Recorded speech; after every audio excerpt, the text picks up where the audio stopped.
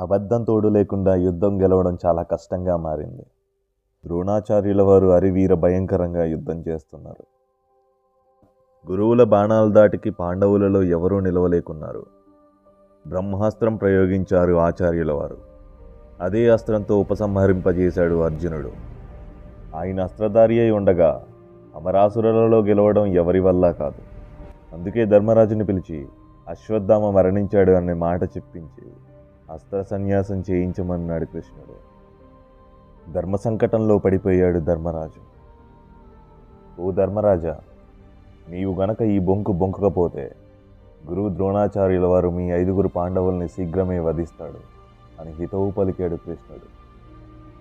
వెంటనే అశ్వత్థామ అనే ఏనుగుని భీముడు వధించాడు. దాంతో అసత్యదోషం ఉండదని గ్రహించి ఆచార్యుల వారి దగ్గరికి వెళ్ళి, ఆచార్య, అశ్వత్థామ హతః కుంజరః అన్నాడు ధర్మరాజు. గురువుల వారి గొంతులో తడియారిపోయింది. వెంటనే అస్త్ర సన్యాసం చేసి పద్మాసీనులయ్యున్నారు.